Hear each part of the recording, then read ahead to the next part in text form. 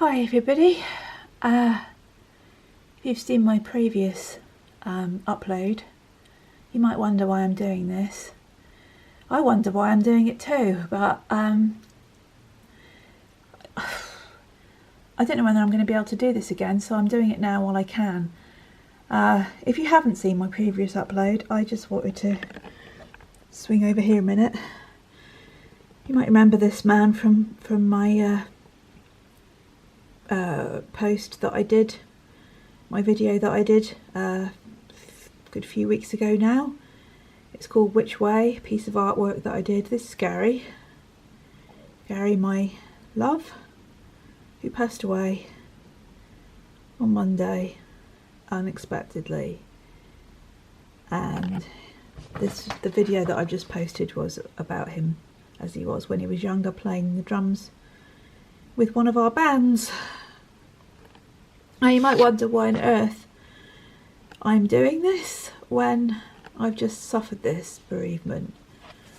And one, it gives me something to focus on briefly that isn't my pain, and I don't honestly know whether I'm going to be able to do anymore, so I want to do it now while I can. And I will try and be as coherent as possible while I'm doing it. You know what? I'm just going to come back over here a sec. Focus on this fox a minute. You know, the thing is with me and all of my videos, they've been wonky, and they've been, you know, right from the beginning, they've been all over the place. Maybe badly focused. Maybe I've forgotten what I was saying halfway through. They've not been, you know, professional jobs, but I hope they've reached some people, because I am being myself.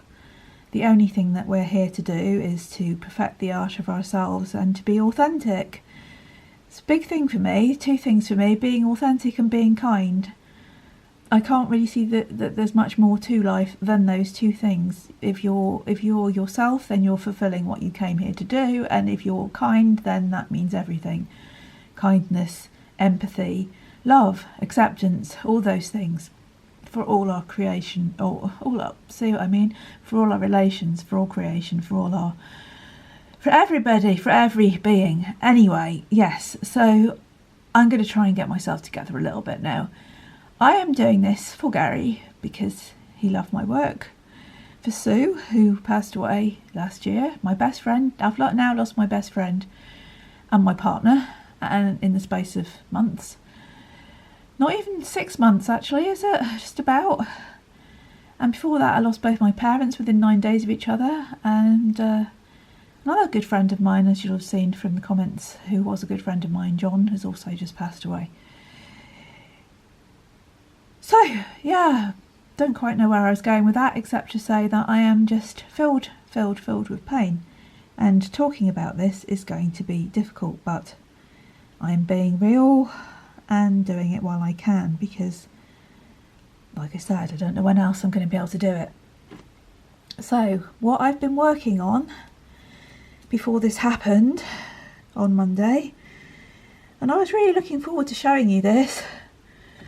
Sorry, I sound a bit breathless because I've just been crying so much, I just can't really breathe very well. What I've been working on was the revamp of, I haven't even remembered to put my gloves on to cover my fingers up, so you have to excuse them. Revamp of the Wild Spirit Fiddler card, which is the devil card, the wild card, Wild Spirit. I was working on this, and here is something else that I found in my archives. This was the original version of it that I sent to Llewellyn. I'll try and come out and show you it a bit bigger. This is the idea that I sent to Llewellyn, and if we go very close, you'll see there's lots of black lines and shading around everything. I like this card, I like it very, very much, but there's no way I could replicate it in the same way. I would have liked to, and I've taken elements out of it, but I couldn't do it the same way because it's just such a different style, and I could not, no matter how I tried, revert to it.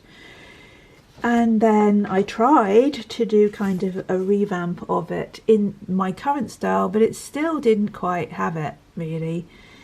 It was kind of between the old style and midway between the new style, which we'll come to in a second, which is what the revamps are in now. So I looked at this revamp and I thought, no, you still don't quite fit, because being pernickety Palin, I looked at his face and I thought, I like your expression, mate, but your face isn't anatomically correct.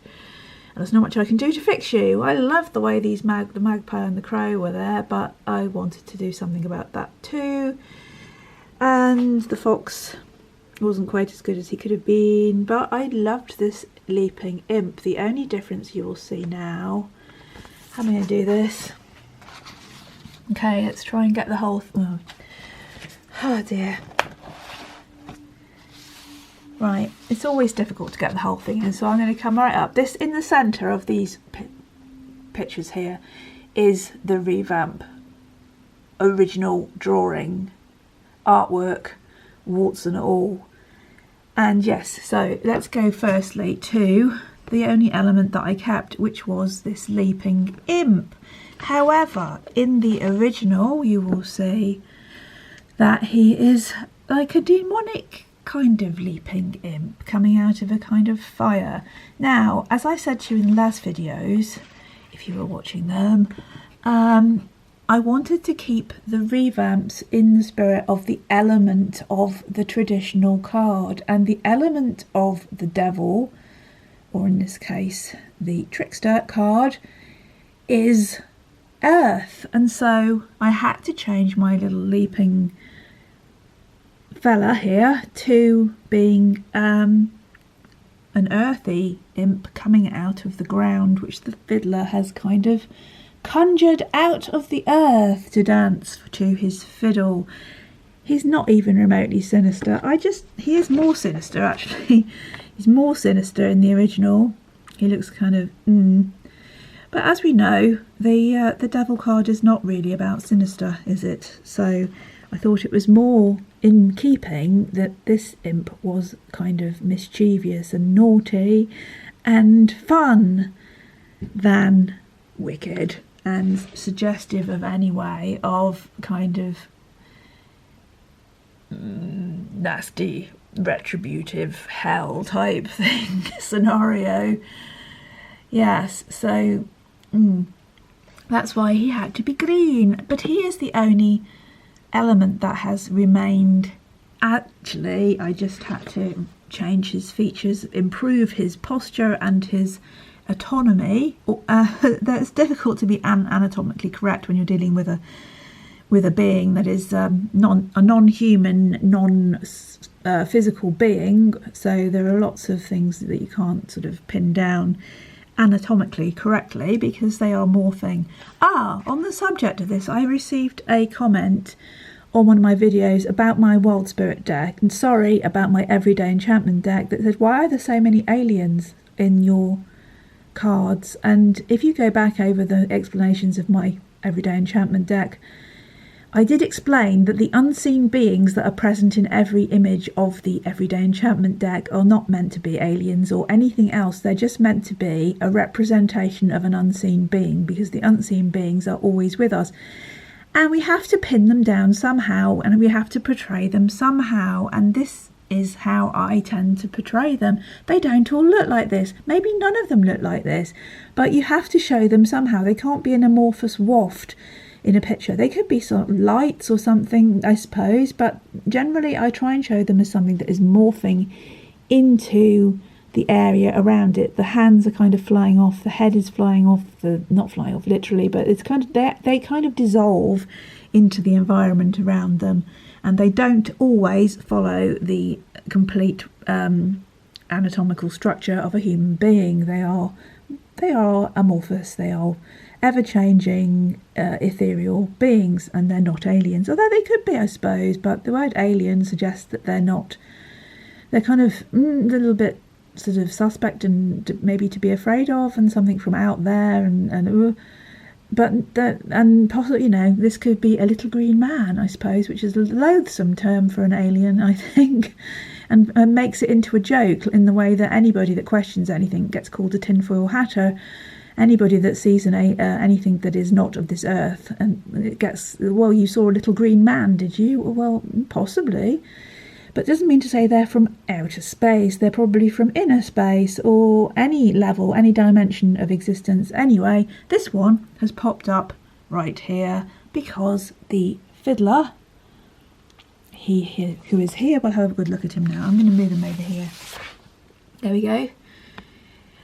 We had a few problems with Mr. Fiddler's face because I went over it and over it so many times. I will now show you, whoops, trying not to show my fingers. I will now show you on the print how I had to change him a little bit. So let's compare. Obviously you can see the colour differentiation because my prints always come out faded. So that's the original artwork, and it got a bit creased because I was working into it too much, trying to get exactly the right expression. And that's the expression I wanted, and that, sorry if I'm wobbling a bit, that is the version that will be kept, which is without the creases and the paper. There's lots of, if I go right into him, you'll be able to see there's lots of, the paper has been ruched up too much and it needed to be. So I had to create another little head for him and overlay it. Anyway, unfortunately, excuse me, I'm really hoarse from crying. Unfortunately, as we know, the printed versions are always much less than the original versions in colour. Look at compare the foxes, the differentiation in colour. Now obviously the saved version of this can be printed up much better than my printer can do, but this is the only version I can show you. And of course when you're looking at it through your screen, whatever screen that I have to do, it might look even more pale. So what I tend to do is put up my original on Twitter, which you don't have to be a member of, just go to Palin Poppy on Twitter and you will see the original version of it with the colours as it should be. So let's go back to looking at the original drawing. Oh, if you're expecting me to be in any way normal on this video, I'm afraid you're going to be sadly disappointed because I'm just so far from normal. Even my normal, which is pretty abnormal. Oh no, my phone is ringing. Excuse me for a second, I'm going to have to stop and come back.